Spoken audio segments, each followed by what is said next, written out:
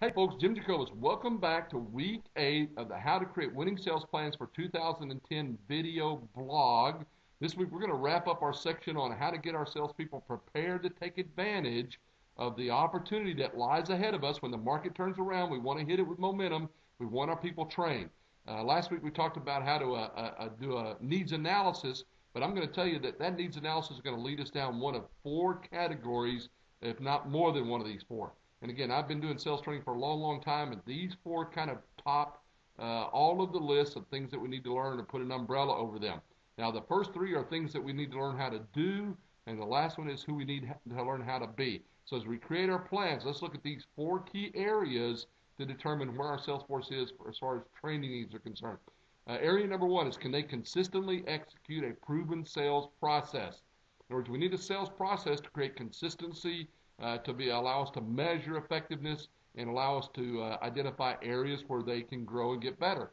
If we're not doing a consistent sales process, we never know what area is failing us. So again, we want to look at a sales process, make sure we're teaching a consistent, repeatable, proven, dependable sales process in order to be successful. The second area that we should look at is developing what we call high yield, high margin relationships. Again, we talk about 6 levels of relationship. They don't know my name. They do know my name. They like me. They're openly friendly with me. They value me, and I'm a trusted advisor. That level 5 and 6 is where all the margin is, but our sales reps tend to have 80% of their clients in levels 1 through 4 where they simply like us and they're openly friendly with us. But all of the margin is in the areas where they value us and we're trusted advisors. Matter of fact, they might not even like us in that category, but that's where the margin is. So we need to train our salespeople how to create those kinds of high-yield relationships.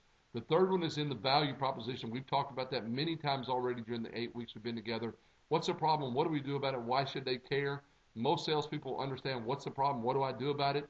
But at the end of the day, if we can't effectively communicate why they should care, particularly monetizing the economic side, the return on investment for using our product and service, then at the end of the day, we're not going to be as good as we can be. So we need to learn how to do those 3 things on the do side.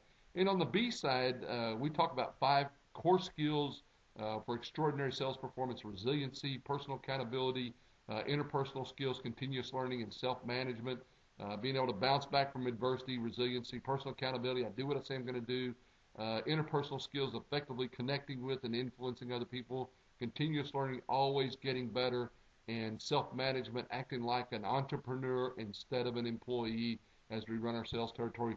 Those are the key areas that we need to take a look at when it comes to effectively training our sales force. Here's the bottom line this week.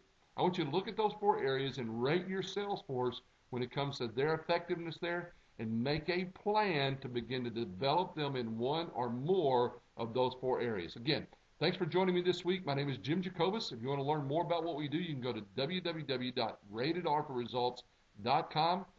Thanks for joining me on this week's How to Create Winning Sales Plans in 2010. We'll see you next week.